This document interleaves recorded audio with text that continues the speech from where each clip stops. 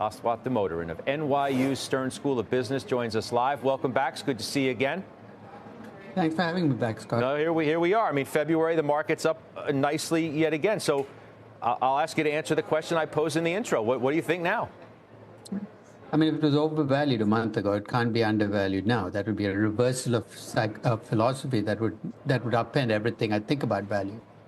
But that said, though, I mean, even a month ago, I said only one of the stocks looked significantly overvalued, which is Nvidia. And it's actually the stock that's gone up the most. So that can be taken as an indication that I either have no idea what I'm talking about or the market's doing things that I just don't understand. I mean, far be it from me to debate somebody who knows valuation and better than anybody, but maybe the valuation wasn't as overstretched as you thought about a month ago. Maybe we're not looking at things. Maybe we're looking at things in a way that we used to, but now you can't because we're having a hard time assessing what AI is really going to mean to some of these companies. And I bring that up, noting that when you were last on, Nvidia was at 682. Now it's pushing 800. I asked Stacy Rasgon of Bernstein. He's one of the best analysts around.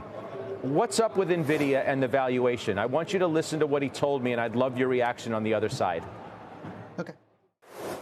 Nvidia is still not expensive. It's actually still the cheapest of all of the AI stocks. It's way cheaper than AMD. It's cheaper than Marvell. It's even cheaper than Intel at this point, right? So I still think there is room for expectations to continue to go up. I think so.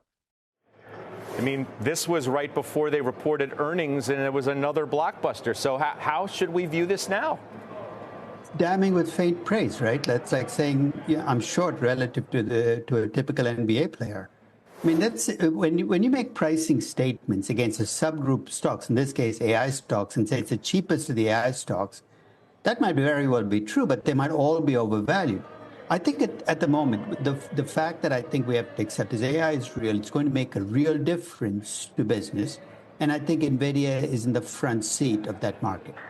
That said, though, that pathway is not as easy and as open to profits as the market seems to be assuming it is. I mean, right now, Nvidia is in a strange place, if you ask me. It's a great trade, but not a very good investment. I mean, trading is about mood and momentum. And if you think about mood and momentum, I don't think I've ever seen a company celebrated as much as Nvidia. Jensen Huang is the greatest CEO ever walked the face of the earth, and this company cannot be stopped. At least that's a perception. And at least in the near term, how do you stop that perception from driving prices up? But the problem with mood and momentum is everything at some point in time, the fever breaks. And the question is when that'll happen for Nvidia. It'll still be a great company. But I think the pricing is a little bit out of control on the company. Now, this surprises me in the sense that I feel like I could almost make the argument the exact reverse of what you said, that it's actually a great investment. Why bother trying to trade around? I've had people come on my other program and say, well, I took 20% off my Nvidia holding because this is unbelievable. Well, now the stock is elevated a lot. So how are you going to get back in now? But it's proven to be an unbelievable investment for those. And by the way, I think you're one of them who got in really early and has been riding that wave ever since. You're not a trader. You're an investor.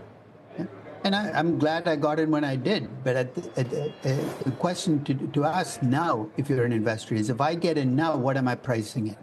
I mean, if you back out from the pricing, the $2 trillion market cap, what Nvidia has to do break even, it's got to add about $400 billion in revenues. It's got to add $400 billion revenues to what it has as revenues right now.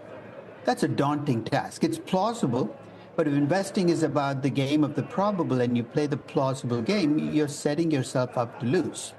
Near term, they will beat their revenue and earnings targets because all engines are firing at full force right now. So I wouldn't be surprised if on the next earnings report, they took their earnings expectations and beat them again, which is what pricing is all about. That's why I said it's a good trade. Is in the near term, they're more likely to deliver upside surprises. But in the long term, when you price the company to be the best company ever, where is the upside?